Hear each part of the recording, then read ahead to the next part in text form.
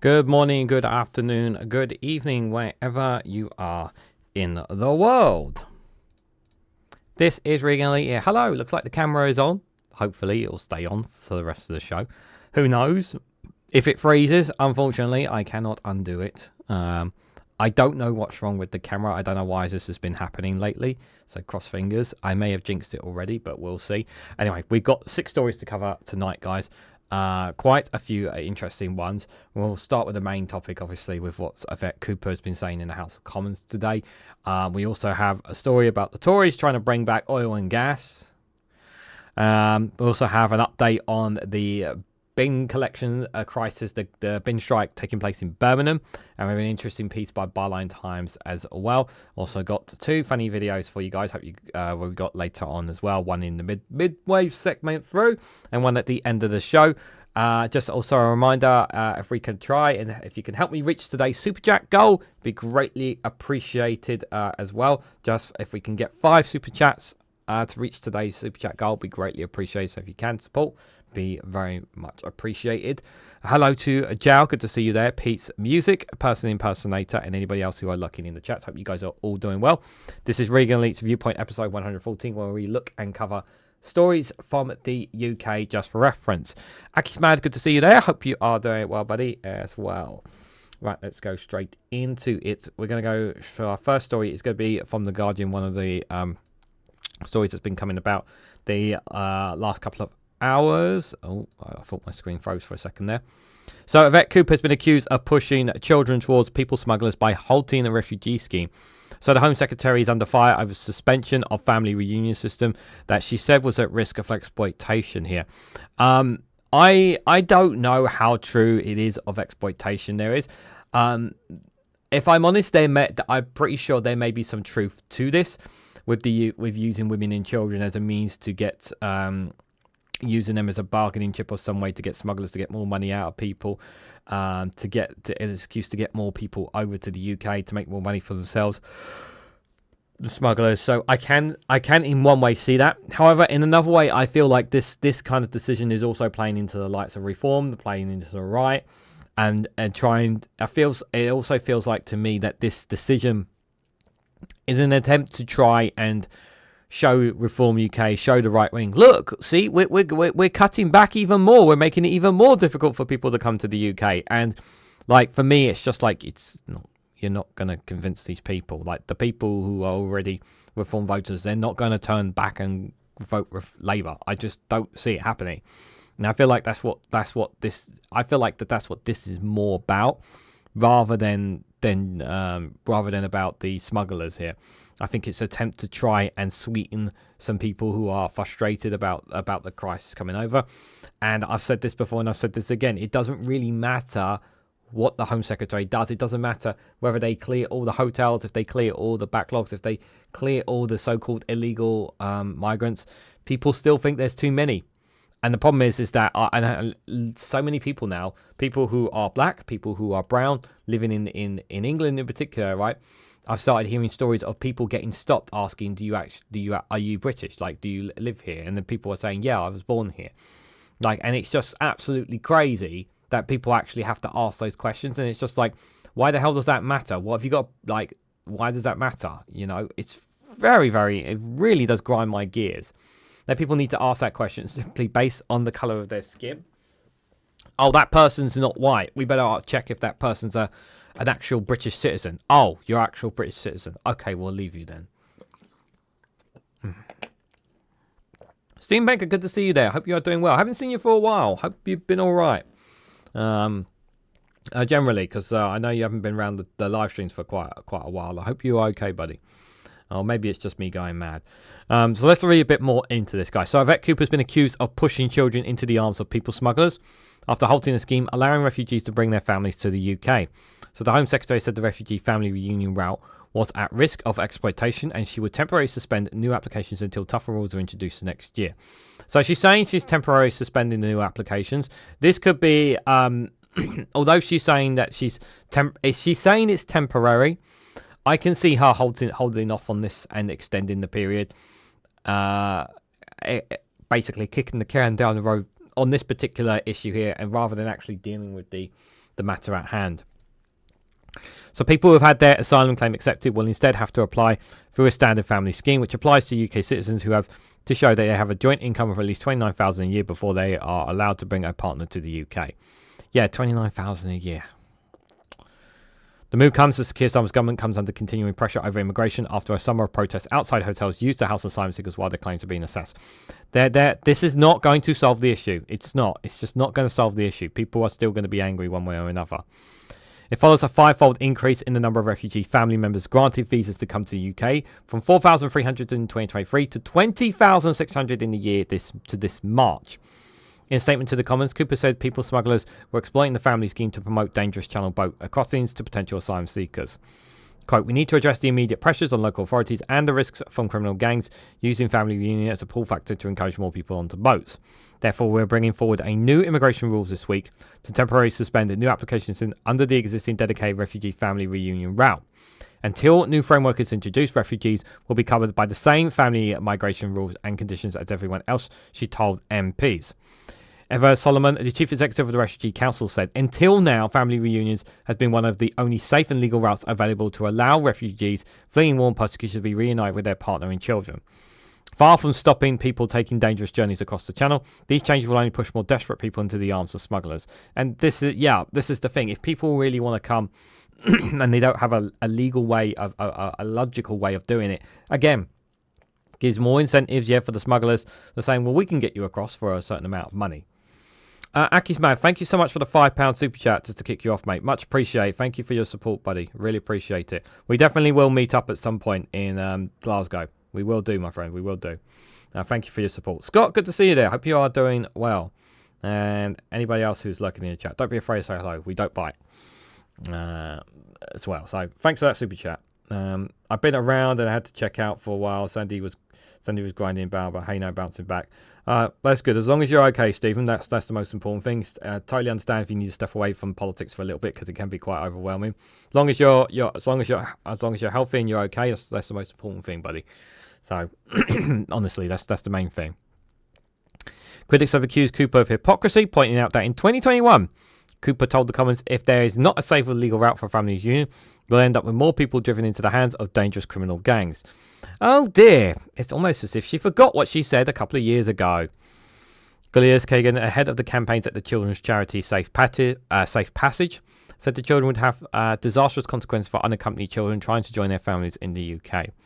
He added, we're talking about children from conflict and high human rights abuse areas such as Afghanistan, Sudan and Iran, who have been torn apart from families in the chaos. Ruben Buta, the director of policy at British Red Cross, says today's announcement will separate families and cut off one of the only safe and managed routes for children to seek protection. The vast majority of people who use family reunion visas are women and children, often trapped in very dangerous situations. Cooper told MPs that 6 years ago, refugees who applied to bring families to the UK did so on average close to 18 months after they were granted protection, allowing applications to find work. Applicants now come in on average within a month, and some councils finding that more than a quarter of their families' homelessness applications were linked to refugee family reunions, she said.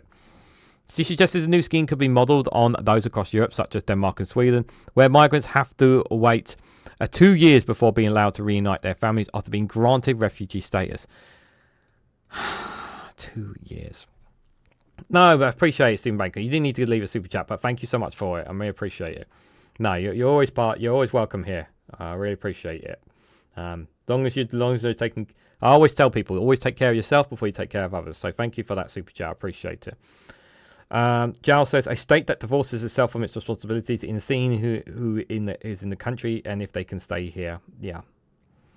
A person impersonator said, friend of mine with a Serbian wife took 3 years to meet the criteria to bring her across. I let him live rent free with me while he was saving up on her NHS certificate. Well, that's very very kind of you to let him live rent free with you while saving up. That's really good of you, person. Really helpful. You know, to show humanity, because we're lacking a lot of it right now. It seems to be we're lacking a lot of it at the moment. Humans, the only animal capable of misconceliousness on itself. I'm pretty sure I mispronounced that word wrong, but thank you for that comment, Scott. There. Thank you again for that super chat, Steam Banker. The International Rescue Committee, whose chief executive is the former Labour Foreign Secretary David Miliband, labelled the move as deeply alarming. Florida Alexander, the IRC's UK executive director, said, narrowing access from people seeking to reunite with loved ones is not only a solution to system pressures, it risks pushing more people towards dangerous journeys and represents a step away from compassion and common sense. The SNP MP Pete Wilshgars told MPs that he thought the government was encouraging Reform UK, by refusing to speak up for asylum seekers. Doesn't Yvette Cooper realise that every time she moves to the ground of reform, all she's doing is further encouraging and emboldening them, she said. And this is exactly what she's going to do. She's not helping the situation in any way, shape or form. You are not going to convince these people. You're not going to convince these people to turn around and vote Labour, no matter, like I said, it doesn't matter what Labour does. Cooper says has already spoken positively about asylum seekers, but she said that the public wanted the asylum system to be properly controlled and managed. The government has committed to emptying all hotels' current housing by the end of the Parliament, which could be as late as 2029, but the Prime Minister suggested on Monday they want to bring that forward. Well, how are you going to bring that forward exactly? I suppose during the winter time they're going to really ramp it up, I suppose. Because here's the thing: in the winter time, it's much harder for them to come across the boats now, because of the winds and because of the high winds and rains that we're going to be getting around as the run up to autumn and eventually winter. These times, it's going to be much harder for boats to cross. So the numbers are going to start dropping over the next few months. We'll start to see the numbers drop because it'll be more difficult for them to cross over. So this period will actually be the best opportunity for them to really knock down the numbers and maybe close a couple of hotels, because it's kind of been peaking. And this point, obviously, with the weather and torrential making it harder for them to cross over, may actually benefit the government. But again, in terms of turning Reform voters to Labour voters, that's not going to happen, I don't feel. Speaking to BBC Radio 5, Starmer said he understood the concerns about migration, describing them as a really serious issue. Asked to commit to a date to empty asylum hotels, he said, well, we've got to get rid of them by the end of Parliament. I would like to bring that forward. I think it's a good chance. I want to bring that forward. Yeah, Starmer can't commit to... Prime Minister can't commit to an actual time frame. You know, they want a date. That's just not going to happen. Like they've said, they're going to do it at the end of. They're going to commit to the end of Parliament for the number of hotels. But I'm very skeptical as of right now. I'm very skeptical about them clearing the hotels, because here's the thing: like the numbers are going to go back up in the spring after winter, when the cold winters are over and the seas are calm again. They're going to get back in the boats and they're going to go again. That's just the way it's going to be at the moment. Jao says, this is why here people need to come with a job and an interview in the embassy ready. It takes care of a lot of issues, but political migrants are treated like before, case by case. The issue is not the law, it's the way they are applying, in my opinion. The process is too cumbersome and the state does not do its job. People in the UK for different reasons. One of them is that, unlike in Europe, while their processes are quick and in days, people are allowed to stay or deported, and in the UK it takes years. Yeah, that's the biggest problem. It takes years for processes to be claimed. My hope is that I expect the number of crossings to go down. My hope is that over the next few months, they will start processing. They'll be able to process and perhaps close a few hotels, because they'll obviously a lot of people's applications will be accepted and rejected. So that's kind of that. But it's not going to make a difference when it comes to Reform voters. They're going to keep banging on about it. Scott says, different peers, but we took a homeless person in for 10 months so he could have an address. He put a tenner on the lessee every pay a day. He did odd jobs that he chose to. Language has to be a big factor too. I thought of as well, says Scott there says to Jao. First of all, appreciate the fact that you took a homeless person in for 10 months to try and help them get them going. That's really a blessing, Scott. It's because you taking someone in is you never know when you're bringing somebody in like that. So it's I really should be really grateful for you doing that. Yeah, that is a factor too. Yeah, the language is a factor too. But the thing is, because we speak English, that's another factor of why people come to the UK as well, because of the language. So carrying on from this, I actually wanted to cover another story here. this one here is from the iPaper here. Let me just. Oh, I didn't adjust my screen here. So this is a one that's from the iPaper here with regards to it. So I was an asylum seeker in a hotel. Here's how I lived on £9 a week. A 35-year-old Afghan refugee revealed what life is really like inside a hotel targeted by protesters. Now, bear in mind, how old is this story? I just want to check. Oh, it's only about a day old, but £9 a week, guys. How do you live on £9 a week? Like I obviously like I'm flabbergasted that someone is being paid £9 a week. That is just horrific, and you can see obviously in the picture there someone spraying the Red Cross to indicate this is England. It's so horrific, and what's really sad about this, like I'm seeing this picture here, and you can see there's a police vehicle outside. I feel like they need to have police vehicles outside every single hotel now. Because they live in fear. £9 a week. An Afghan man has spoken of the scary protests outside a hotel where he lived for 6 months as an asylum seeker. 6 months, guys. He's been there for 6 months. As well as speaking of his fear over the protest, Ahmed, that's not his real name, also told the iPaper what it's like to live on £9.95 a week provided by the Home Office. The 35-year-old said he hoped anti-asylum activists understood that life can be tough for migrants in the hotel and they were not living in luxury. Yeah, so apparently, you know, they're living in luxury, you know, but here's an asylum seeker actually sharing their story. And by the way, not many of them will do that as well because of their fear of retribution. Comes as protests continue outside asylum hotels and councils continue to threaten legal action against the Home Office use of accommodation in their area. Court of Appeal overturned an injunction on Friday which would have stopped asylum seekers from being housed at the Bell Hotel in Epping, sparking a fresh wave of protests. 5 people were arrested on Saturday after a group of masked men tried to enter a West London hotel which is housing asylum seekers. 2 others were charged following the protests outside the Bell Hotel on Friday. I honestly don't know what the masked men were intending to try and do, to try and intimidate or upset, but these men... absolute morons. Like they weren't gonna force any. I don't know what their intention was to go in, tried to go in there, and what, challenge the asylum seekers or what, just intimidate them. Like you're not helping the situation. Is what it is. And as for the Court of Appeal, I've spoken about this already. If you haven't seen it in my videos, but I'll just say it briefly, just for those who don't know.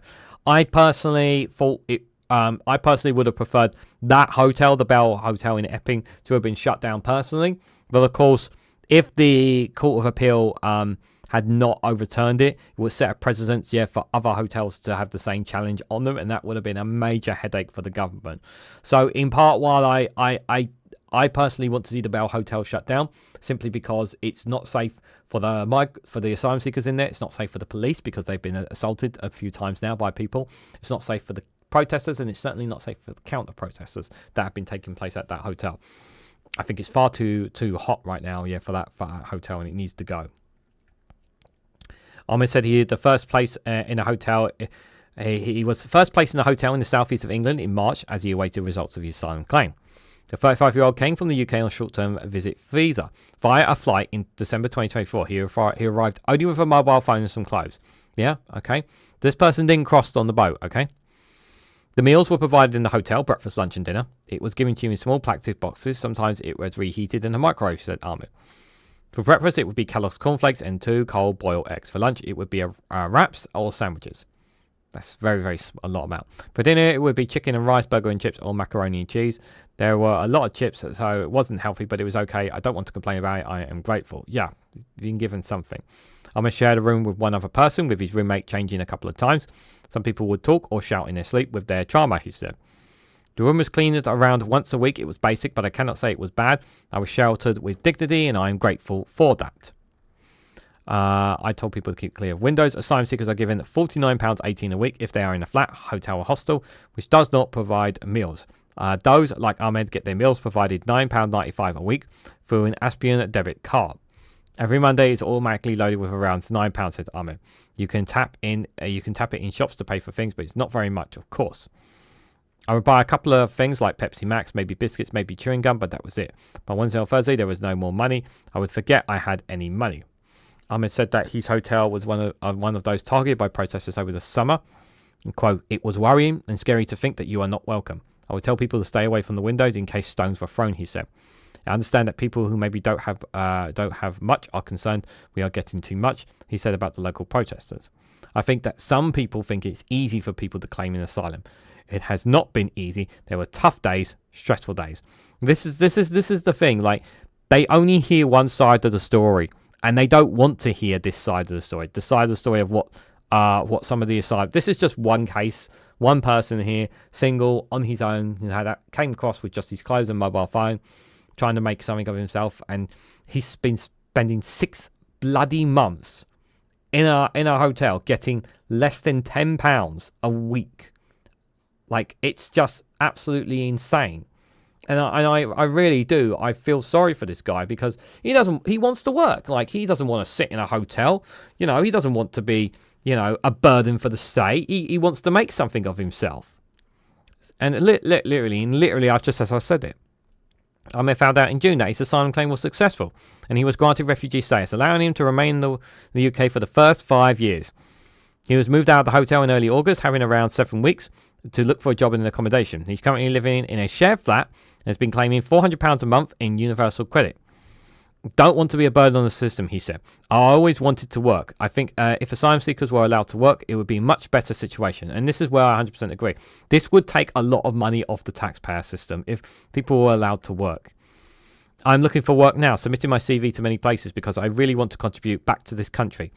I don't like to be in debt to other people, and I'm very grateful to Britain." Migrant support charities are appalled that Home Office is having the time that is half in the time that someone granted asylum can remain in the taxpayer-funded accommodation.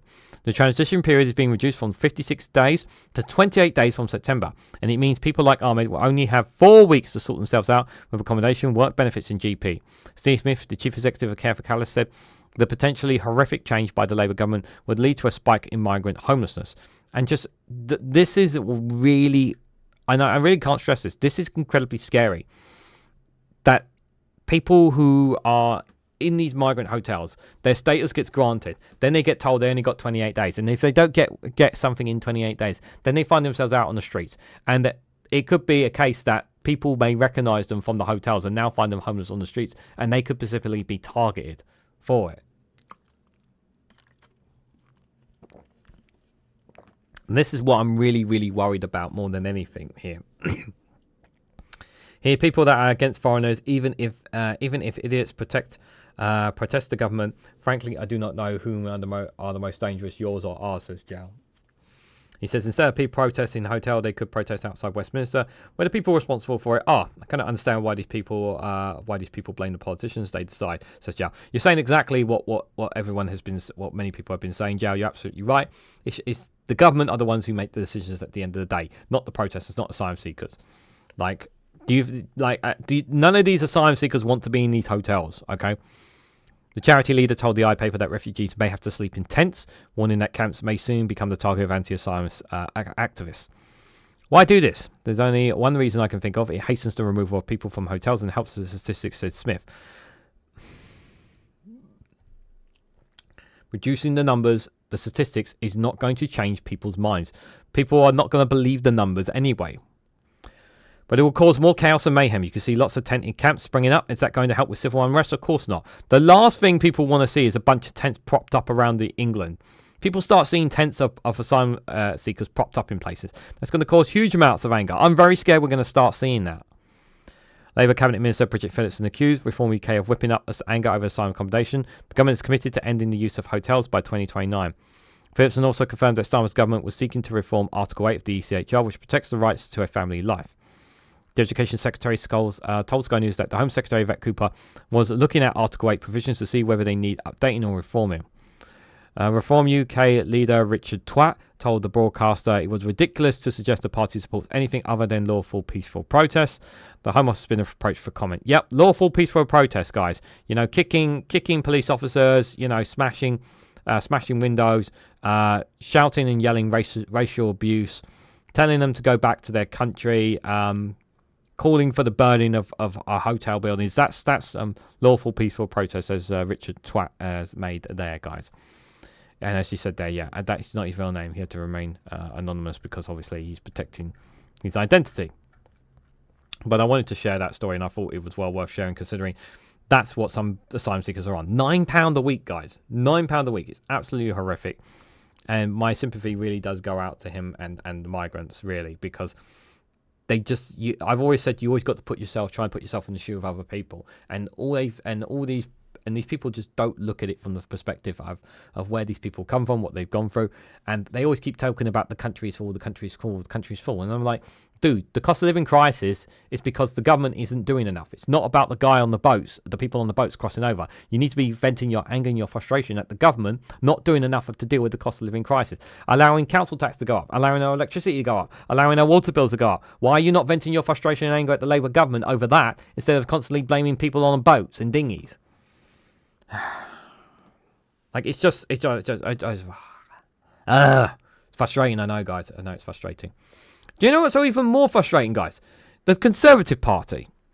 The Tories have pledged to get all oil and gas out of the North Sea. That's right. They want to say, Scotland, hand over all that oil and gas because we're gonna drill, baby, drill. The Conservatives. They want to take MAGA and they want to do it here, guys. Do you remember when the Conservatives actually talked about green energy and transition and how that would be good? Whatever happened to that party? Oh, that's right. Kemi got paid a lot of money by the gas and oil lobbyists to go anti-net zero, basically, is what happened to it. Yeah, you're welcome, person. Appreciate that. Homeless people is targeted anyhow, whatever their background. Yeah, unfortunately, that is the case, person impersonator.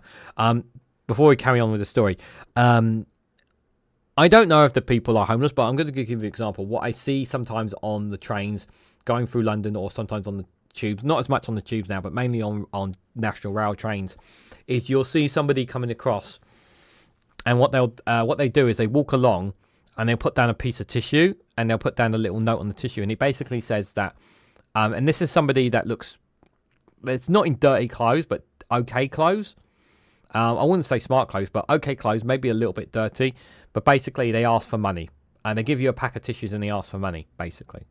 They're actually scammers. These are actually scammers, not actually homeless people. But they give off the impression that they're homeless by doing it.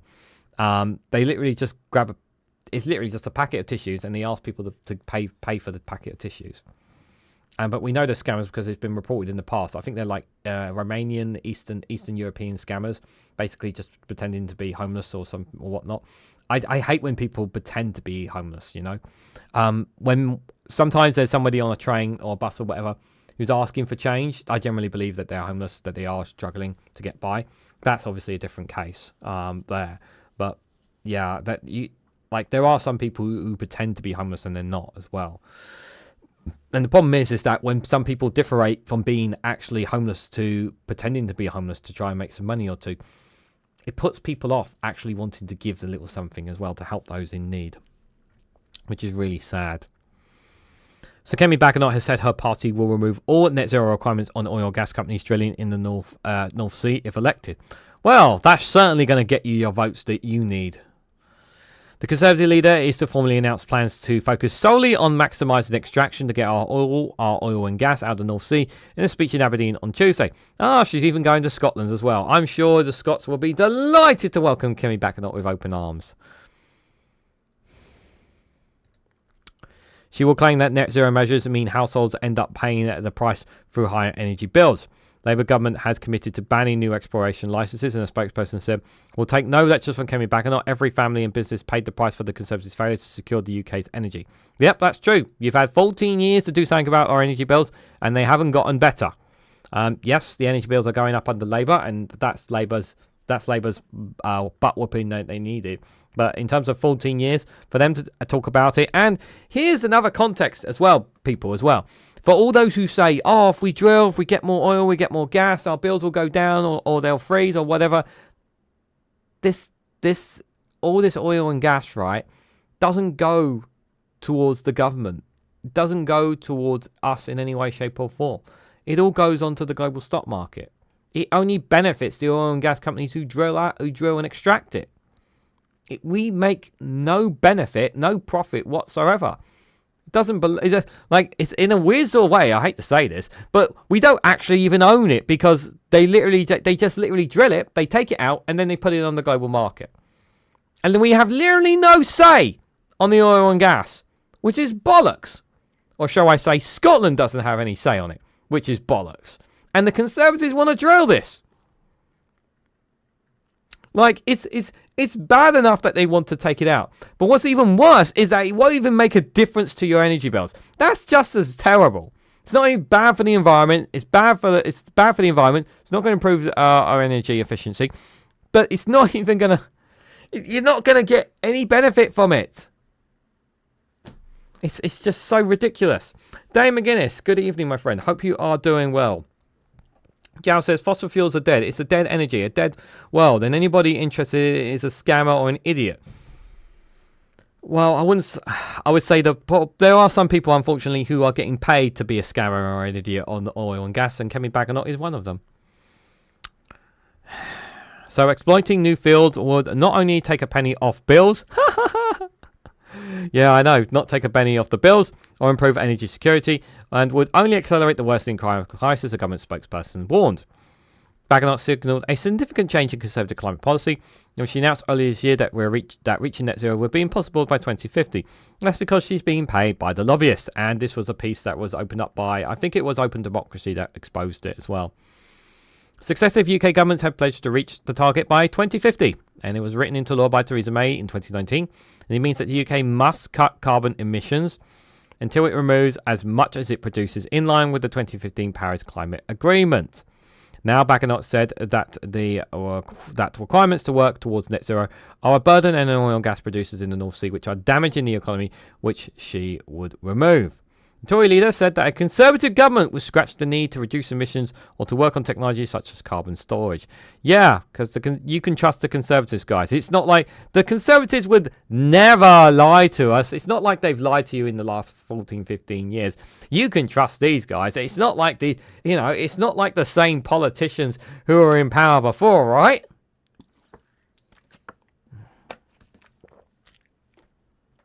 All right.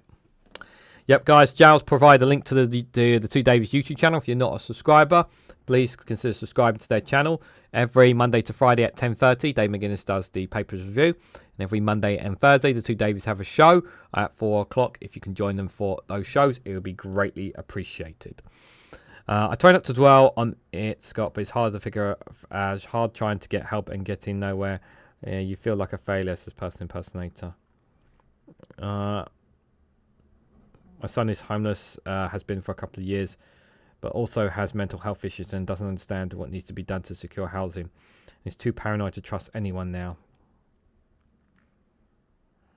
I'm so sorry to hear that, person. That's really heartbreaking to hear that. A couple of years as well. That's terrible. I'm really sorry to hear that. It's so difficult to give, and when we give, it's usually to local charity where we see the good in doing. Yeah, says Scott. Yeah, I'm really sorry to hear that. That's absolutely it's heartbreaking, because you want people to succeed, and you want them to flourish and be able to be on their own, be able to step out into the world on their own, and the government is supposed to be there for people, and they're not. It's both Conservative and Labour failures to help those who need it. It really is a failure on them.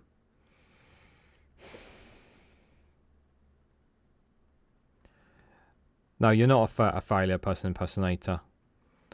That I always have this saying. There is this saying as well, that there are circumstances beyond your control, and this is one of them. I'm afraid it is circumstances beyond your control. So, it's not about what happened in the past now. It's about what can you do now. You can't change the past, and there's no point mourning over it. It is what it is. It's about what you do now. What can you do? What options are available to you is the best thing I can say. I know it's hard. I know it's hard. I can't. Well, I say I know it's hard. I have no idea what it's like for you. I have no idea what it's like for your son. I can never imagine it, because I've never experienced it. So I cannot fathom what it is like for the both of you. I really can't. Good evening, Simon, says 55. Hope you are doing well. So my sincere condolences for what you're going through. I really mean that. The Tory leader said the Conservative government was scrapped and leave. Sorry, I said that already. Bagnott said it was absurd that the UK was leaving vital resources untapped, while neighbours like Norway extracted them from the same seabed. Her plans echo US President Donald Trump's pledge to drill, baby, drill, and embark on a new oil and gas exploration. It is a revisal from former President Joe Biden's Inflation Reduction Act, which channeled billions of dollars into clean energy. In 2023, the then Prime Minister Rishi Sunak granted 100 new licenses to drill in the North Sea, which he said at the time was entirely consistent with net zero commitments, which is 100% bollocks.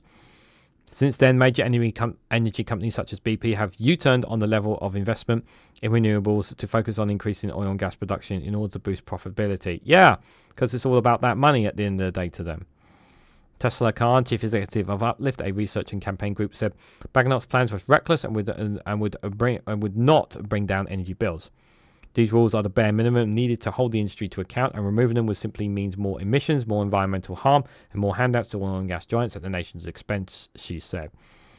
Reform UK has said it will abolish the push for net zero if elected. Liberal Democrats environment spokesperson Tim Farron said scrapping environments to reduce emissions is nothing short of irresponsible environmental vandalism. He said the UK should be setting our sights on leading the world in clean energy in offshore wind instead of falling back to dependency on fossil fuels. Research shows that 2024 was the first calendar year where global average temperatures were more than 1.5 degrees above pre-industrial levels.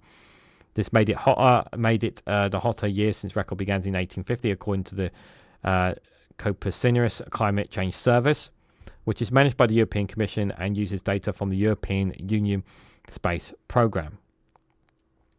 The UK is one of 200 countries to sign the Paris Agreement who agreed to pursue efforts to limit global temperature rises to 1.5 degrees, keep them well below 2 degrees above those records in pre-industrial times. Gillian Martin, the Scottish Government's Energy Secretary, says that too many are offering easy answers when what they need are the right answers. This is the thing. People always want easy solutions out of difficult situations there. Thanks for the sympathy and support and all chatters. It's just a life, isn't it? Sucks big time. Didn't help that Rachel Reeves was my MP. She was useless, no help at all. I'm sorry to hear that, impersonator. Bad133, good to see you there, buddy. Hope you are doing well. Yeah, my sympathies, my friend. Well, I do appreciate you keeping your time to me. I really do. She said, because the North Sea bastion is maturing, the responsible approach is to plan now for this eventuality transitioning to new fuels and sustainable energy in a way that protects our energy security and Scotland's highly skilled workforce in the North East. But David Whitehouse, Chief Executive of Offshore Energies UK, a trade organisation representing the industry, said, the choice is clear. Do we prioritise our homegrown energy or choose to sacrifice our jobs and rely on imports? While we use oil and gas, let us produce it here in the UK responsibly, alongside an accelerated rollout of renewables.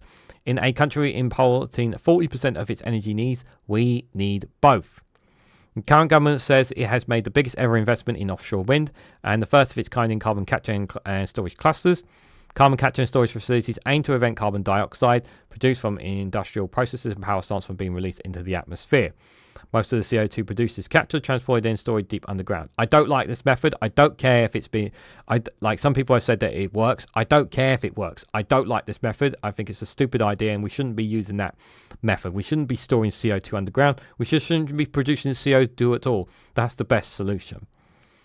It is seen by the likes of the International Energy Agency and the Climate Change Committee as a key element in meeting targets to cut greenhouse gases driving dangerous climate. Madmonk33, thank you so much for the super chat. Just 2 more to hit the goal. Thank you so much for that. Appreciate it. Thank you. Good to see you there, Alison Keir. Yeah, it's difficult, I know, for him. But we're all here to support each other. And you're part of this community, person. Don't forget that. And also, by the way, there's a free just for you and everybody else's reference here, guys, because when the live streams are over, obviously there is a Discord community. I have a free Discord community that people can join. The link is in the description. If anybody wants to join, it is free to join there. So you are welcome to join on the Discord if anybody wants to as well. Green Party MP Ellie Chance said, by far the best option for British growth, British jobs is investment, and that green industrial transformation, not the technology of the old century, the 20th century. We need to invest in the technology of the 21st century.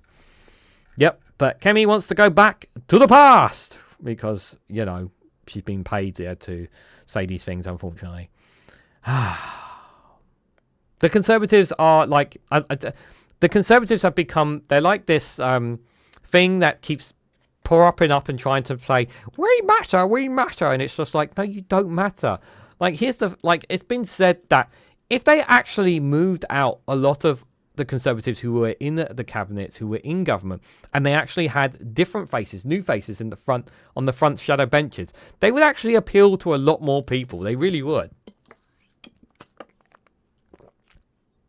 Plus, they'd have some more ideas as well. Like, they really need to get rid of Kemi, and they need a new fresh face. That's what they really need. Not any of the old guard. They need to get rid of the old guard, and they need to start with a new fresh face.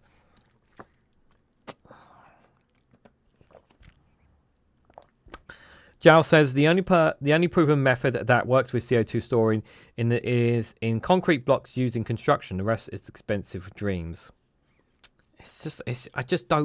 I don't believe in carbon capture. Like, even if it, like I said, like, even if it does work, and it has worked, like, I just don't like the idea of storing the CO2 and kind of just like ignoring the problem and letting it be in someone else's in like 100 years time or something.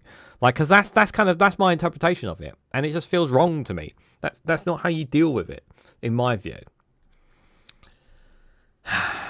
So, guys, we are about halfway through. We've got 3 more stories to come through. Well, thank you guys for coming along. Much appreciated.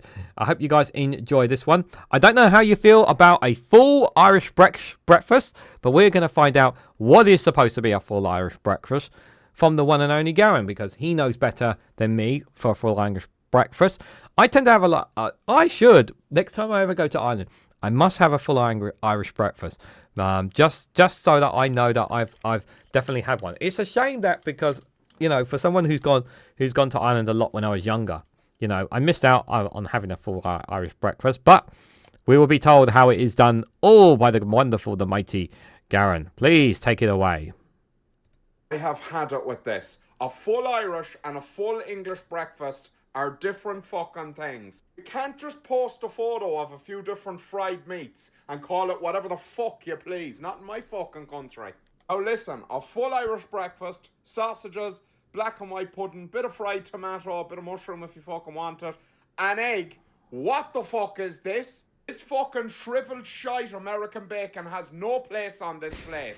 Only back bacon rashers are allowed. This may be shocking to Americans who didn't realise you could buy bacon that actually has bacon on it. You can also have a bit of soda bread. This is an English breakfast, completely different and fucking disgusting. It looks like a salad. I'm insulted. I like. I've got to say, as someone who has a lot of English breakfasts, I am insulted. Beans are not I haven't had that many, to be fair.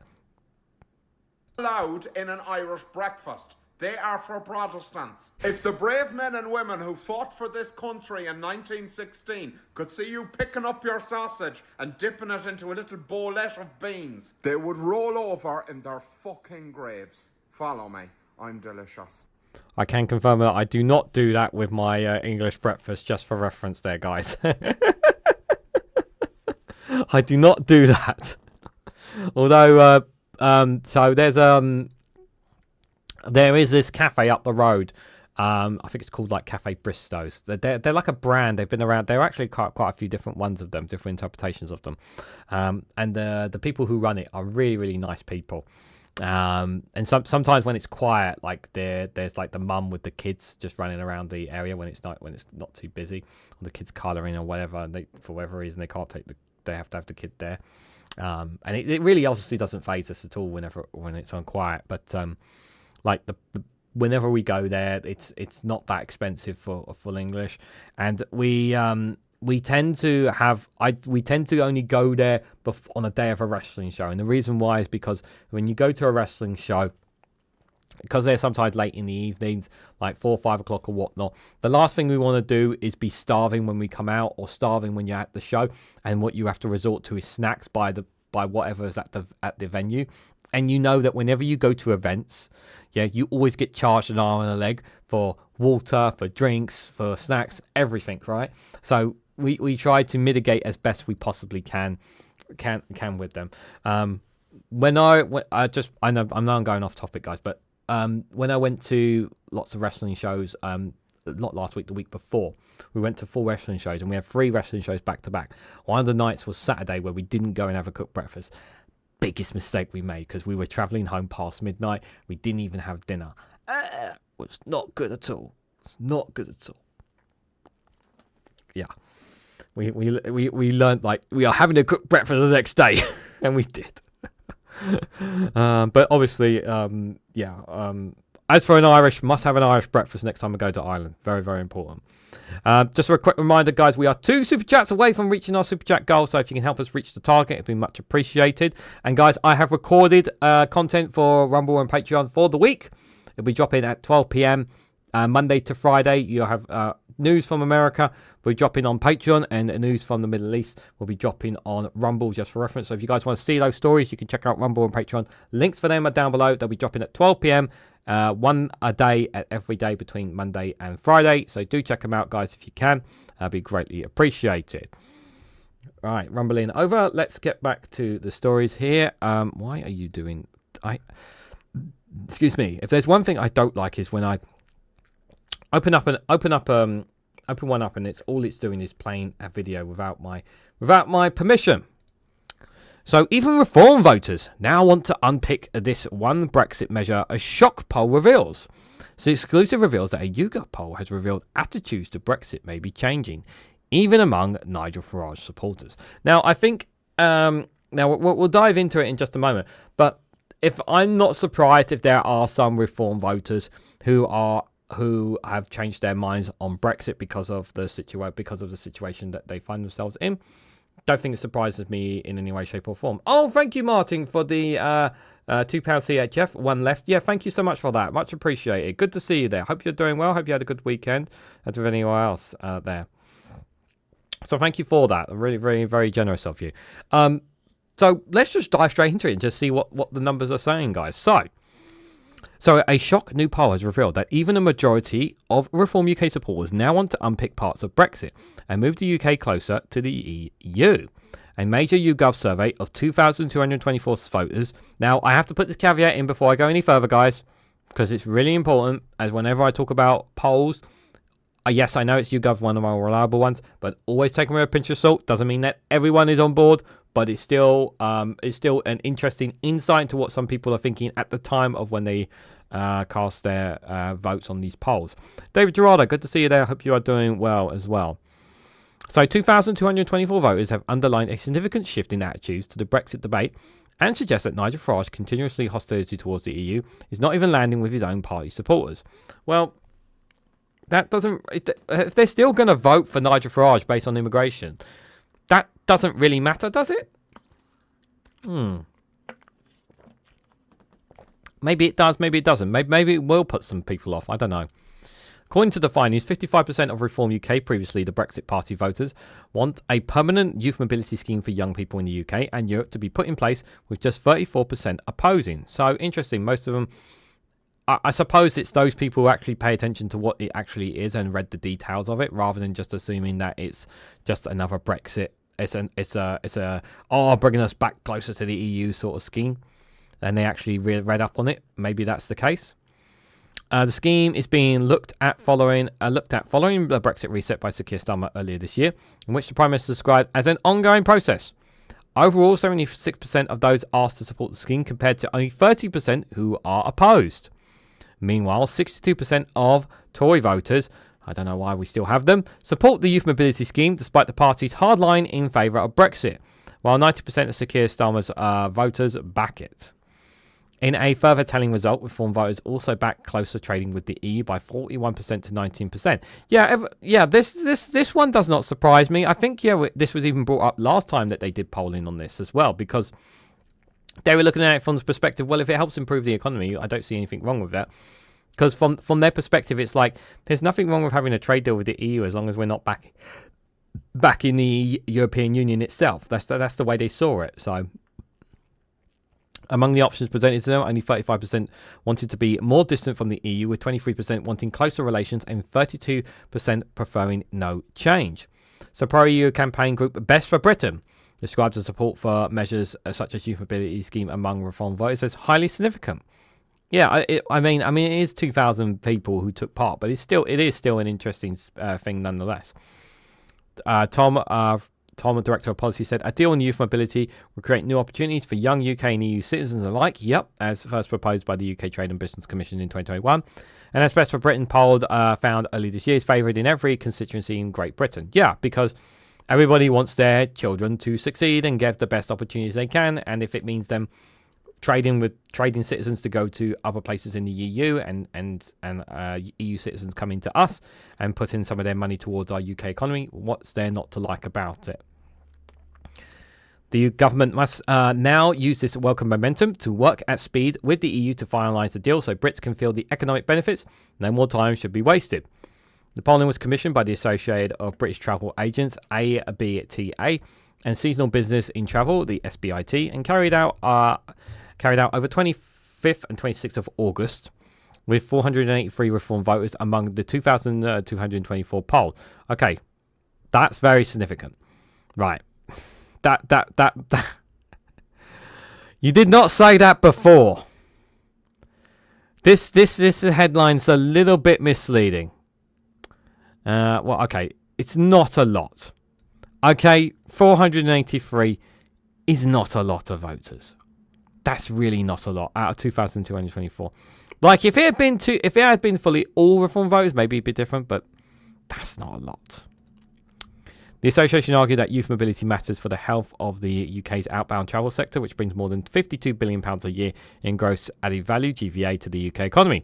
Because many of the workers in the industry started their careers in temporary roles overseas, and around 2/3 of all UK holidays overseas are taken within the EU annually. Yeah, because people like to go to Spain, because they always like to go to Spain all the time. The cherry picking all over again and again and again, it won't work, says Jal. Yeah, they want to cherry pick. They want to cherry pick all the time. Previous research by the ABAT and SBIT revealed that over 1/3 of all workers and nearly half of the industry leaders worked in similar roles earlier in their careers. And there has also been a noticeable fall in opportunities for young people to find these roles since the UK voted to leave the EU, with the number of EU nationals working in the tourism support roles, such as travel reps, having fallen by 69% per since then. And thank you, Alston Keir, for helping reaching today's Super Chat goal. Thank you for the £2 Super Chat, my friend. Thank you for your support. For some reason, I can't click the like button. There we go. Yeah, Pingu here would like to say thank you. 1 second. We have to pause for a second. Pingu would like to say thank you, everyone, for your support to the Democratic Penguins Republic. All funding goes towards them. It's been... They've been much needing the resources there. They'll be used to fund against the evil Trump administration, who have been trying to undermine their lands for a very long time. So the funding will go towards great cause towards helping our penguin friends there. So thank you so much, guys, for that. And thank you, Alison Keir, for the 5 gifted memberships as well. That's very generous of you. To David Gerardo, DJ Marty Moo, UK DJ Super Tiny, Simon Says 55, and Ellie Chaos has all been gifted memberships thanks to Alston Keir. Thank you so much. That's very generous of you, my friend. Really appreciate the support. Very, very kind of you. He's a very generous person. He is. He's absolutely wonderful. He's very, very... Yes, he is, guys. Very, very nice of him. And congratulations to all the new members as well. Almost there. Luke Peterborough, the ABTA Director of Public Affairs, has said, "We know that travel is one of the most notable areas that has been altered by the UK's departure from the EU, with Brits now having to join different passport queues and changes to the in-the-destination experience of UK holidaymakers, as it becomes harder for travel companies to hire to get UK staff into Europe." Yeah, it's what tends to them seems to do now is that most of them seem to be getting either from within the UK or they try to get them from outside the EU.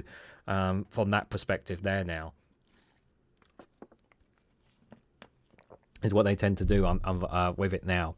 And for all those new members, by the way, who got gifted memberships now, you now have access to the short videos that will be dropping tomorrow and Thursday. So if you guys want to check out any of the short videos that are already available to you, you can check them out. They're already available to you. But do it after the show, guys. It'd be much appreciated. there. But as for this poll, like I always say, to take it with a pinch of salt.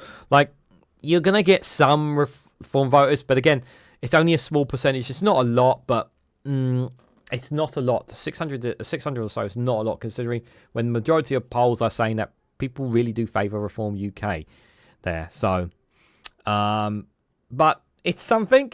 It's a sign that maybe some Reform voters are not fully behind Nigel Farage, even though they're still.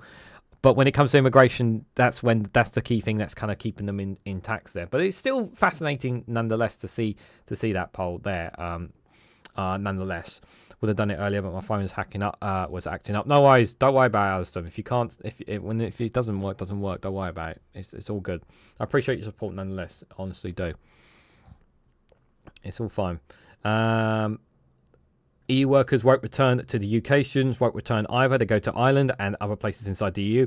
I see more and more kids from the EU coming here to work in the summer, says Jow. Yeah, makes sense. It's just too much of a hassle to go to the UK. And plus, if you listen to the... and the other thing as well, and you bring up a great point there, Jow, as well, because you just made me think there for a second as well. Like, here's the other thing as well. Like, when you hear the kind of language from the likes of Reform, the language on the right from influencers and GB News, and then when you go out and you actually start talking to people on the street, some of these people, and they talk about their countries being taken from them, or these migrants coming over on boats and all this kind of stuff. Does that make you want to come and work to the UK? Of course not. That puts you off. It'd be like imagine if I come to you, if somebody on the outside who actually wants to work in the UK and they see that kind of language, that'd be like, you know what? Like, as much as I want to go to the UK, I don't want to be treated like indifferently just because of my nationality or my skin color. I'm going to go stay in the EU somewhere. At least I know if I go to Portugal or Spain or France or whatnot, at least I know I'm not going to be treated like that or be talked down like that by some of these people. Because these people on the far right and these people with that kind of language, it scares people, puts people off. Benjamin, good evening to you. Hope you are doing well. I would return to the UK if inflation went down and rejoined the EU, says David. Ellie, good to see you there. Hope you are doing well. I'm going to assume you've been lurking in the chat, haven't you? Okay, guys. This next one here is from The Times. We've got another story after this one as well. So the council has cleared rubbish piles, but Birmingham's bin strike rumbles on. 7 months into the dispute, city leaders claim to have weathered the siege, and yet workers insist their fight over pay cuts and contracts is far from finished. So according to the Times here, I've read the story already, but we're going to read it again together. So basically, the gist of the story is that the council have been able to clear most of the rubbish. They've been able to keep on top of it. Recycling they haven't been able to keep on top of, but in terms of actually clearing rubbish in Birmingham, they've been able to deal with it even without the strikes, even with the strikes taking place, which is actually really bad for the unions because it means that the unions aren't winning this fight to try and protect their pay. Because now the councils can basically say, oh, you want to go on strike, then we're going to deal with it. And I've said, with regards to the situation around this, I said that the compromise cannot just be between the councils and the bin workers. The government has to be involved in this, and the government have been kind of sitting back saying, we're not giving you any money, we're not doing anything about it, you guys need to sort out between yourselves. And what's happened is nothing. It's just been the case of rubbish has piled up, and then you've had to hire agencies to help clear the rubbish. They had to get other councils in other areas to come and help clear the rubbish. That's what's been happening since then, rather than the workers being able to do it themselves. And it's frustrating because it's like, a part of me blames the council, but a part of me doesn't blame the council because, as you guys know, we've talked about this many times here, and so I'm sure you guys have heard this on other channels. Councils are really struggling right now, struggling to home people, struggling with their budgets, struggling just to count every single penny that they use in their budgets. So it's already bad enough for councils, and Birmingham is in a really bad state when it comes to their finances as well. You know, they're one of the worst ones when it comes into their finances. So it's really, really bad.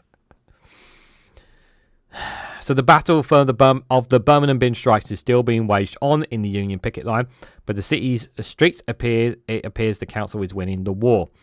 The mountains of rotten black bags, once piled up high on pavements at the height of the strikes, have now disappeared, and weekly collections of household rubbish have returned. So they are collecting every week now. Council's contingency plans have overcome staff shortages and caused by the strikes and enabled them to clear the backlog, but recycling collections are still suspended, so they still aren't getting recycling done, which is not good. The routine use of agency staff who are unable to strike without losing pay has helped Velocia, the city's waste management firm, to weather the storm. It may seem ironic to some, but given Labour's planned employment rights bill will give zero-hour contract workers the rights to a guaranteed hours contract reflecting their hours over a 12-week reference period, as well as a one-day protection against unfair dismissal and rolling back trade union restrictions. Excuse me. As the strikes by Unite members stretches into the 7th month, with no sign of it stopping, it increasingly feels like Labour Council is willing and able to endure the siege laid by the strikers. Unite says it has a mandate to continue striking until December. So they're going to go all the way up to December. But as of right now, they're keeping on top of it. Birmingham City Council walked away from talks with the union in July after claiming it had offered all it could and have applied for contempt of court proceedings against Unite for allegedly breaching a court order injunction that prevents strikes blocking bin lorries at depots and on the streets. Council claims Unite members were stepping in front of and even leaning against moving heavy vehicles and blocking road junctions because they're trying to stop the bins being collected, basically. They're trying to stop it being collected completely there. A bin lorry driver, A bin lorry loader who did not wish to be named said the picket lines haven't been a problem since the legal action began at the end of July. He supported the strikes, but he's still working because he's on an agency contract and has a minimum employment protections. He has worked like this for 14 years. We have to work. We don't have a choice, he said. If we don't work, we don't get paid. Simple as that. But I support them. Why should they have to lose money for which they've been on for years? The dispute began over the scrapping of the waste recycling and collection officer role created after refuge workers went on strike over pay in 2017. The job came with higher salaries and purposely extra responsibilities. The Labour-run council said it must get rid of the role to comply with a landmark legal ruling on equal pay, which landed the authority with a $760 million bill for paying traditionally female role less and tipped into bankruptcy in 2023. Unite argued the role was necessary and the council's decision would lead to a pay cut of $8,000 a year for 150 workers. Council said the number of staff that could have lost the maximum amount was just over £6,000 or 17 people. And all those affected were given opportunity to move to alternative roles at their current grade, to train as drivers, take voluntary redundancies, or work as loaders with pay protections. Since then, the unions have decried the council's planning downgrading of the refuge lorry driver role, which will see some drivers lose about £400 a month in wages. Ouch, that's a lot of money. The Unite boss Sharon Graham has said the regrading of workers should be called out as a fire and rehire strategy. The council said it's important to stress that all roles across the council are being evaluated using a nationally recognised gauge job evaluation methodology. This is a methodology in which trade unions have agreed to. Now, again, I do want to stress that while I do sympathise with the unions on this, I sympathise with the councils because the councils just don't have the money to keep giving them the levels that they want before. Is that fair? No. Is it right? No. It's not. It's not right. It's not right that the unions have not been able to keep the same pays and whatnot that they've had before with their officers. I totally accept that there. But I'm looking at it from a perspective of the government is not giving the councils the sufficient money that they need. All the councils are not being given enough money whatsoever from governments. So, in part, right, I do have sympathy for the councils in this situation as well. Despite the correlation service, Axios stepped in to mediate between the two parties in May. Talks to resolve the disputes broke down completely in July and have not resumed since then. It's over a year Unite has been blocked from opening a union in the bin firms. Donkey Dave did this a bit 2 weeks ago, my friends. I don't listen to Donkey Dave, so thank you for that information, Alison Key. I appreciate that. Yeah, so it sounds like to me, based on that super chat, and thank you for the £5 super chat. Based on that, so it sounds like to me that they're trying to push out unions completely out of the bin collection roles, which is not good. The council leader John Cotton said the council sought to be reasonable and flexible, but have reached the absolute limit of what it could be offered without opening itself up to equal pay bills of hundreds of millions of pounds. Sources told the BBC in July that about a third of the 170 bin lorry drivers had already accepted voluntary redundancy package. A bin lorry driver who is a council employee said he was sanguined about losing around £300-400 a month by the downgrading of his role. It is what it is. I just live each day as it comes, he said. During a break, I don't know if we're being paid too much or if it's right. It's about equal pay in the legislation. People aren't happy about it, but if they're not happy about it, then they can go somewhere else. It's not right that people have to lose more money, though. Ryan Fletcher from Unite said it was very difficult to answer the question of when the strikes would end in the next couple of weeks. There will be more to say, he said. Before strikes, Birmingham had the worst recycling rate, 22.9% of any utility authority in the council, with the exception of Liverpool. If it does not meet the government's target rate of 65% by 2035, it could face a redundancy in grant funding. On the streets, pile of rubbish may be largely gone, but there is still anger at the council's handling of the dispute. Asaf Urin, 43, an assistant manager at Has to Express, said his streets in the Sparkhill neighbourhood has been getting weekly collections for this past week, but the area was still smelly and it had rats and mice issue. He said the council should have sorted it out in the last 6 months. If they don't want the strikers, then get rid of them. I'm not for firing the strikers. No, that's not solving the issue. But I do have sympathy with the council in that they are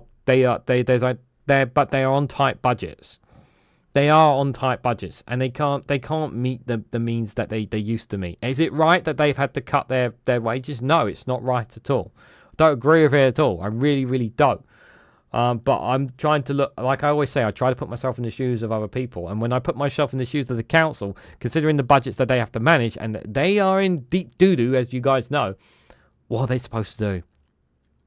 Like, honestly, again, the anger and frustration is not on the Birmingham Council and me. For me, the anger and frustration of this has been going on, and the government have done, the Labour government, not the council, the Labour government could have resolved this issue. They could have resolved this issue, but they haven't.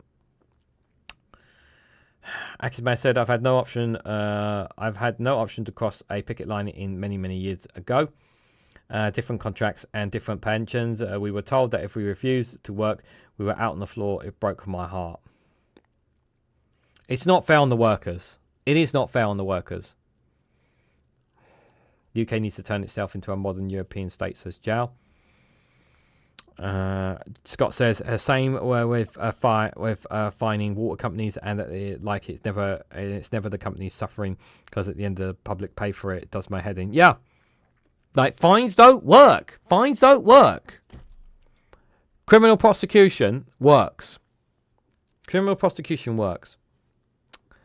To be fair, Glasgow did the same thing to women council workers for 12 years. When Labour ran it, SNP took over. It was a £130 million bill. When it put through, Labour spent £20 million blocking it. £20 million to block it. Is it ever going to get resolved? I honestly don't know, guys. I don't know if it's ever going to get resolved. Right. Don't worry, guys. We've got a funny video at the end of the show, so stick around for that if you can. This is the last story of the day from an interesting piece here from Byline Times. So, Undue influence, the reform supporting online network using artificial intelligence to modernise anti-migrant hate. A prominent social media campaign for Brexit and Boris Johnson has morphed into a large-scale networking boosting reform and pushing anti-migrant hate, writes Catherine Dickerson. There was a story a while ago, I think I dropped it on not too long ago, about an AI image of Keir Starmer. I think I've covered in a video, an AI video of Keir Starmer basically pretending to be in front of migrants. This was a fake AI image video that was put out there by Darren Grimes. And unfortunately, you're going to start seeing more and more AI videos. And here's the worst part, guys. It doesn't matter if the AI videos are fake, and it doesn't matter if they get taken down after. The fact that they get put out there and they get shared and they get seen, it multiplies. And you won't, once you put something out there, it's near to next impossible to suppress it. The damage is literally done. And this is exactly what Reform are going to be doing at local elections and what they're going to do at general elections. They're not going to directly put out AI videos of Keir Starmer. They're going to get third parties, third influencers, right-wingers to put out fake images of people within Labour and whatnot, saying fake things and then they'll get removed and deleted or whatnot. But the damage will have already been done. The perception, once again, will be poisoned into the people's heads, and you're going to see more and more on that over time. You're going to see it in America as well. You're going to see this AI use of AI video as well. It's going to be used. It's going to be used more and more, unfortunately. So a Facebook group that flooded social media in support of Boris Johnson during the Brexit referendum has now rebranded and is part of a multi-platform Monetise network pushing pro-reform and anti-immigrant immigration sentiment. So 6 years ago, Fight for Brexit, F4B, was revealed to be one of several similar groups run by real people that encouraged its members to post en masse in support of the then Prime Minister, and to do so in deliberate intimidation of automated bots because it annoys the other side. The group gradually disappeared from people's timelines after the UK elected to leave the EU, but Byline Times can reveal that the F4B has returned as part of a wider network using Facebook and TikTok to push its agenda under the guise of fake political campaign, and that the entire scheme is run by just one man. Lewis Morris is a 29 years old former garden worker from Liverpool, who, according to the electoral roll, lives at home with his mother and sister. Morris has been active on Facebook since 2010. Started the extreme weather page posting videos of images of wild weather from around the world. In 2014, he launched F4B in 2018. And then the popular garden makeover ideas on a budget, GMIB, grouped the following year. Innocuous, both extreme weather and GMIB use human interest in content to grow their audience and currently have 1.7 million followers between them. F4B was different, focusing on anti-Jeremy Corbyn memes, pro-Boris Johnson content, and encouraging its followers to post "I back Boris 100% on multiple platforms because it drives Remainers crazy. And this is what they're going to do. They're going to use these same similar tactics online when it comes to benefiting reform and to try and wind us up as well. Post-Brexit, F4B rebranded as British Updates. The pro-Boris posts were replaced with anti-immigrant content. The page now has 173,000 followers. Morris also rebranded himself as a journalist and more recently a Reform spokesperson. Reform has yet to respond to a request to clarify Morris' involvement with the party, but his name does not appear on any of the literatures and his journalism is limited to a website linked to the British Updates page. Hosting more ads than content, the site presents a paraphrased version of anti-woke tablet news stories without context or links to the originals. Sharing little about his personal life, Morris's own Facebook page, which bears the Meta blue verification tick, regularly shares memes and videos from British update pages and his associated website. He also reposts content from multiple other Facebook pages, namely We Support Great Britain, We Are Proud to Be British, UK Updates, UK News Updates, UK Daily Updates, and Get Labour Out, which are all owned and run by Morris and have a combined 451,000 followers. So he has multiple Facebook pages and he basically just runs them all basically, constantly posting stuff and then sharing them across different pages and whatnot. And as somebody who actually now has a Facebook page that is monetized and makes money from it, I can say as somebody who is in the who has a wrestling page, there's a lot of wrestling pages on Facebook specifically. I can't speak too much for others enough, but there are AI generated Facebook pages where all they do is basically they put up pictures of wrestlers, particularly female wrestlers, and then what they do is they use AI to create a piece about that woman, and then they just post it on Facebook. They literally put no effort in whatsoever, and it gets loads and loads of clicks and likes just because it's a half naked woman picture. And I hate that. Because it makes it just I hate crap like that. I've blocked so many pages because I get flagged with that all the time on Facebook because of my association with wrestling. It pisses me off a lot. All these pages advertise Morris's news website Get Labour Out, which links instead of GoFundMe pages a related TikTok account with 40,000 followers and associated merch website. And by the way, if you guys are interested in the wrestling content, if you really want to go out your way to see it, you can find it on the links tree. It's in the links tree link down below. If you click the links tree, it takes you all my links, and there's a link here to the wrestling content if you're interested in that, which I know you guys aren't, but if anyone is interested. Morris declares that 1,398 currently raised is for a campaign to remove every Labour MP from power for a generation, and advises donors that their cash will be used for demonstration materials, staffing costs, and advertising videos. However, he does not provide any evidence that the money is used for this purpose. Of course not, because he's lying to people.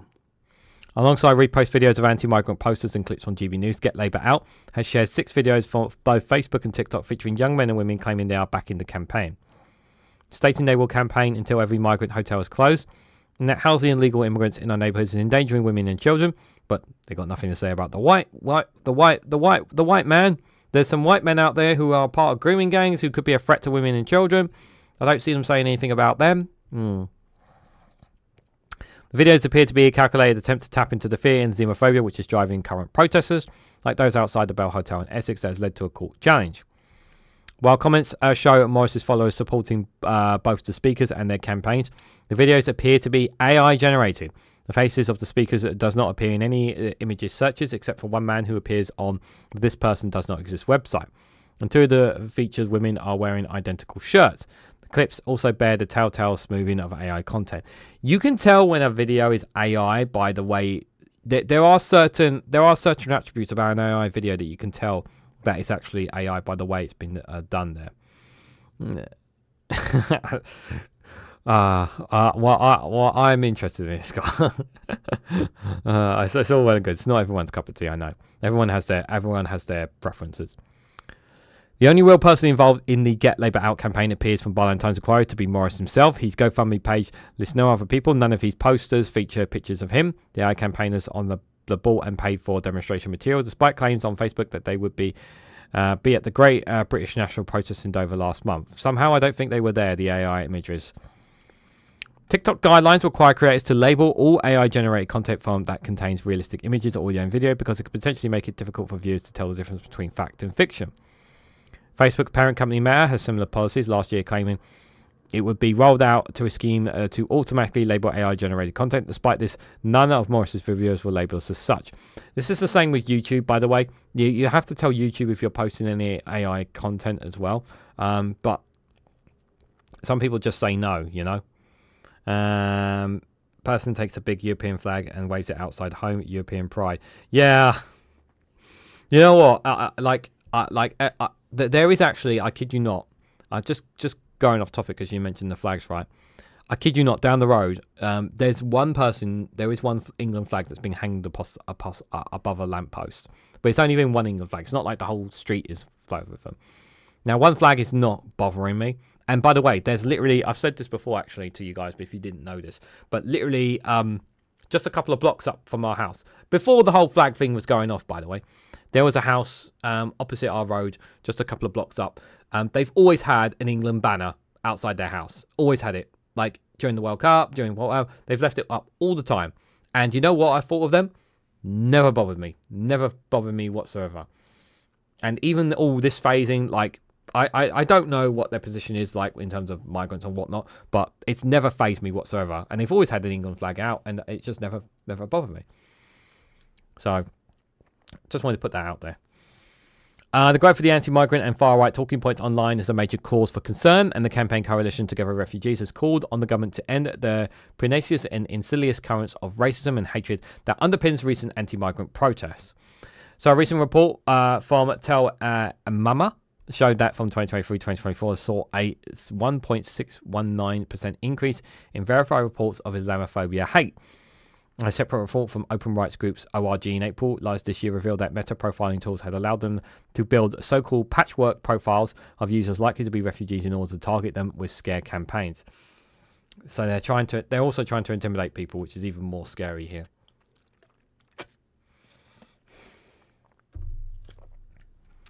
The report also criticises Meta enablement of disinformation, voter suppression, hate and division, despite reassurances from the platform that these are supposedly not occurring. Well, you know, they're happening. Spokesperson for ORG told Byline Times that the information you discovered is shocking, but unfortunately something Meta has allowed on its platform and Monetise from a long time. And they continue that Meta continues to lack approach to the modernization of pay for hate on its platforms and a lack of contextual understanding of the environment in which it profits. Meta's profiling and micro-targeting enables it to profit from all aspects of the global migrant crisis. Its vast surveillance infrastructure is also being used by the UK Home Office to target refugees with fear-based advertising, including campaigns designed to deter people from crossing the channel in small boats. Following our request for comment, TikTok have removed the Get Labour Out account and all of its videos from the platform that declined to provide a statement. Meta and GoFundMe have yet to respond, and Morris's AI videos remain on Facebook, where he continues to share links to the fundraising from his non-existent campaign. Byline Times also reached out to Morris, but he is yet to respond. So yeah, this is still happening, and I'm sure this guy Morris is probably not the only one. There's going to be other people like this, but that's just how deep down the rabbit hole some of these people are. And you're going to see, and like I said, you are going to see more AI content. You're going to see hear audio. You're going to hear videos about politicians of things that they may have allegedly said. And as time goes on, AI content is going to get more and more realistic. You're going to start seeing more and more realism in videos, and then you're going to struggle to differentiate what is a real video and what is an AI video. And when that happens, that's when things get really bad, and that's when people can really get manipulated, as if we're not already manipulated enough there. It's going to be very, very scary indeed. Person taking a big European flag waving outside Europe. Yep. And are you guys talking about something else there? No worries. There. But yeah, artificial intelligence, guys. Skynet, ready to take over the world. Unfortunately, that is coming at some point, I'm afraid, guys. But before we head out, we have one more video to see ourselves out. And luckily, the camera has not gone. Yay, the camera didn't bust, which is a very good sign as well. Just a quick reminder before we play the final video, guys. I just want to let you guys know, tomorrow I will be live streaming at 11 a.m. for another good morning show. If you can join me for that, I'll be covering specifically UK news. And then I'll be back with global news at 6 p.m. We'll be covering news from outside the UK as well. So we'll see what's been happening outside the world, what's been happening maybe in Sudan, America, other places. So if you want to join me for that at 6 p.m, feel free to do so as well. Wednesday, there will be not one, not two, but 3 live streams, guys, on Wednesday. Good morning show will be at 8 a.m. on Wednesday, not 11 a.m. 8 a.m, nice and early in the morning, so I don't expect many people to be up early for that. That is because Prime Minister's Questions will be returning at 12 p.m. on Wednesday. So that's why I'll be moving that live stream there. So if you want to join me for Prime Minister's Questions on Wednesday, you can do as well. And then my watch-along live stream, where we'll be watching and reacting to certain videos, will be happening in the evening there as well. So that's what's going to be happening over the next few days. So if you guys want to join me for them, feel free to do so. You can always check out the front of the home tab, so you can see what live streams are coming up as well, because it will tell you what's happening when my next live streams are as well. If you don't know when I'm going live next, just for reference there as well. So one of the things we didn't discuss on this live stream is how to solve the housing crisis. But have no fear, because Firearms and Hogs have a solution. Well, not a solution in Britain, but they have a solution in Ireland at least, guys. They have a solution in Ireland at least. Take it away, boys. Surely they can solve this housing crisis. Next up on the agenda, we have the housing crisis. Oh, now, lads, I don't want to hear it. No, let's stop that. Stop that at once. We've been putting this off for long enough. All right? We need a solution to this issue. We need to think outside the box. Ireland has the highest number of pubs and bars per capita in the world. All right. And in the 80s, my dad practically lived in the pub. Well, there you go. We extend the opening hours. That's off. We're off to a runner. Okay. We could relax building regulations a bit. Oh, yeah? Yes, you could do that. You can get a great discount on asbestos. No, stop right now. How do you spell asbestos? People have a big problem with vulture funds. Get rid of them. No, change the name to eagle funds. Ah, very nice. That's cooler. Airbnb. Oh, get rid of them. I'm sorry, but we can't. No. You see, I have a German couple coming to stay in one of my places this weekend. They're very excited about it. Oh, fair enough. Yeah. And they're paying through the teeth for the poor things. The poor things. Right. You know. Why don't we encourage some people to emigrate by raising the cost of living slowly? Oh, that's great. Yeah, no, I think we might already be doing that. Are we? Yeah. We are, Right. Maybe it's not that there's too many people, but that they're living too long. Ah, all right. So what are you suggesting? Defund the health service. Again, I think we might already already be doing that. Okay, Yeah. How far along are we with cryogenics? Why? We don't have a lot of houses at the moment, but if some people could hold off for a while. We've had carpool. Right. What about house pool? House pool. Oh yeah, I have a pool in my house. You do, that's lovely. go. The chlorine level's a bit high, but it's nice. Yeah. If that doesn't work, we could convert everyone to Buddhist monks. All right. I could do with a change. They're a lot happier with much less. Oh, yeah. They don't need a big house. They don't need electricity, running water. You know, Right, that's right. And then, I mean, the population will know Kung Fu, which is obviously I don't know of if that's benefit. a direct correlation there now. doesn't- I wouldn't. Yeah, you need to still learn it, Paddy, I think. Yeah. Jeez, I think I have it, lads. Well, spit it out. Come on. We build more houses. Now, come on, let's keep it serious for a moment, will we? Sorry about that. That's the solution. I got it. We build more houses. That'll solve the issue. Don't be so stupid. Build more houses. I think that's going to solve the issue. Well, maybe Angela Rayner can take some ideas on the housing crisis there. Maybe. Yes, do check out the Foil Arms and Hogs YouTube channel, and if you can attend any of their shows, get an opportunity to do so. Show them some love. They do some absolutely wonderful content there. They really do. So, just before we go, one last thing, guys. We haven't seen them for a while, but the gang is here. The gang is here in all of its glory. They are here. Don't worry. I know we haven't seen them for a while, but they have been here as well. Here, Pingu, Cash Dummy, Blaze, the Charmander, and oh my god, my brain is going. Ollie. Oh my god, I forgot Ollie's name. God, I am terrible.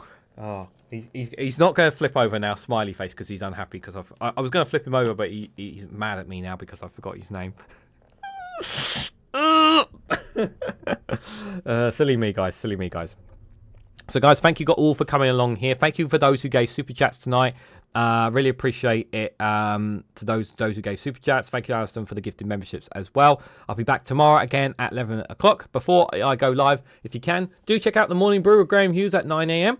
At 10:30 will be Dave McGuinness of his paper review, and then you can join me at 11 a.m. if you can for the Good Morning Show. So thank you guys all for coming along again. Enjoy the rest of your evenings. Have a great week, whatever you guys are doing. But just before you go, if you can, on your way out, hit the like button. Be greatly appreciated. Share this across social media. If you haven't subscribed already, please consider subscribing. Help me get to 2,500 subscribers before the end of the year, guys. I really would like to hit to 2,500 before the end of the year, if that's possible. So if you haven't subscribed, please consider subscribing.